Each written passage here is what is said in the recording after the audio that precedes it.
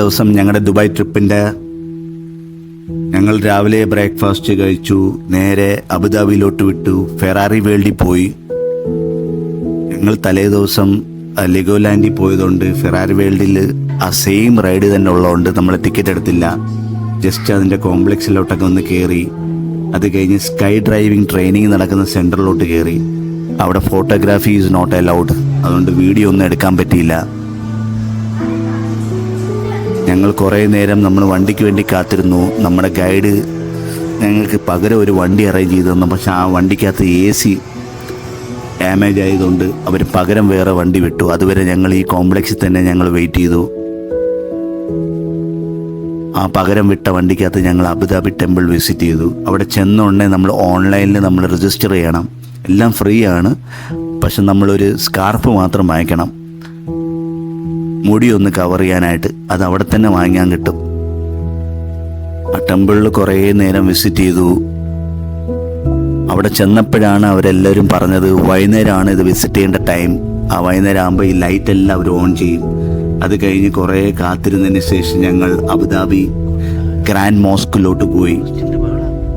ഒരു ഫ്രണ്ടിൻ്റെ റെക്കമെൻഡേഷനിലാണ് പോയത്. ഈ മസ്റ്റ് വിസിറ്റ് പ്ലേസ് ആകട്ടെ ഈ മോസ്കിൻ്റെ അകത്ത്. അടിപൊളി സ്ഥലമാണ് കേട്ടോ. ഇതിൻ്റെ ആർക്കിടെക്റ്റൊക്കെ കണ്ടു കഴിഞ്ഞാൽ നമ്മൾ തന്നെ അതിശയിച്ചു പോവും. അത്ര മാർവലസ്. കുറേ പിക്ചേഴ്സ് എടുക്കാനുണ്ട്. പക്ഷെ നമ്മൾ ഹാൻഡ് ഹോൾഡ് ചെയ്തുകൊണ്ടുള്ള ഫോട്ടോസോ ഈ പാർട്ട്ണറുമായിട്ട് ഒരുമിച്ചിരിക്കുന്ന ഫോട്ടോസ് അങ്ങനെയൊന്നും എടുക്കാൻ പാടില്ല. മോസ്കിൻ്റെ അകത്തായതുകൊണ്ട് അതിൻ്റെ ചില റൂൾസ് ഉണ്ട്. കുറച്ച് ഡിസ്റ്റൻസ് കീപ്പപ്പ് ചെയ്തിട്ട് വേണം ഫോട്ടോ എടുക്കാൻ. അപ്പോൾ കൈയും ഹെഡും കൂടെ കവർ ചെയ്യണമെന്ന് പറഞ്ഞ് അപ്പം ഞങ്ങളാകെ ഒന്ന് വലിഞ്ഞു പോയി. ഞങ്ങളുടെ കയ്യിലൊന്നും ഇല്ലായിരുന്നു. പക്ഷേ ഈ മോസ്കിൻ്റെ അടിയിൽ തന്നെ വലിയൊരു ഷോപ്പിംഗ് കോംപ്ലക്സ് ഉണ്ട്. ആ ഷോപ്പിംഗ് കോംപ്ലക്സിൻ്റെ അകത്ത് നമുക്കെല്ലാം പർച്ചേസ് ചെയ്യാൻ കിട്ടും. വലിയ വിലയൊന്നുമില്ല. എല്ലാം വളരെ ചീപ്പായിട്ടുള്ള പ്രൈസസ് നമുക്കത് വാങ്ങിക്കാൻ കിട്ടും.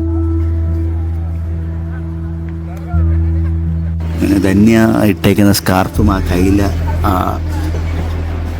കവർ ചെയ്തേക്കുന്ന ആ ക്ലോത്തും നമ്മൾ അവിടുത്തെ ഷോപ്പിംഗ് കോംപ്ലക്സിൽ നിന്ന് തന്നെയാണ് വാങ്ങിച്ചത്. കുറേ പിക്ചേഴ്സ് എടുത്തു. ആ മാർബിളും ടൈൽസൊക്കെ ഭയങ്കര നീറ്റും നല്ല അടിപൊളിയായിട്ടായിരിക്കുന്നു. എൻ്റെ തൊട്ട് സൈഡിലായിട്ട് സ്വിമ്മിംഗ് പൂള് പോലെ വെച്ചിട്ട് കെട്ടി വെച്ചേക്കുന്നു. വെള്ളത്തിലൊന്നും ഒരു പൊടി പോലും കാണാൻ പറ്റത്തില്ല. അത്രയ്ക്ക് നീറ്റ് വെള്ളം അത്. ഏകദേശം ഇവിടെ ഇരുന്നപ്പം തന്നെ 7:30 ആയി. ഫ്ലാഷ് നമുക്ക് യൂസ് ചെയ്യാൻ പറ്റിയില്ല. അതുകൊണ്ടാണ് അത് അത്ര ഡാർക്കായിട്ടിരിക്കുന്നത്.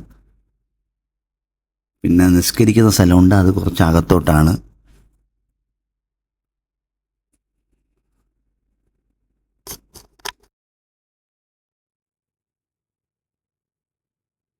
അങ്ങനെ കുറേ പിക്ചേഴ്സ് എടുത്തുകൊണ്ട് ഞങ്ങൾ അടുത്ത സൈറ്റിലോട്ട് മൂവ് ചെയ്ത്.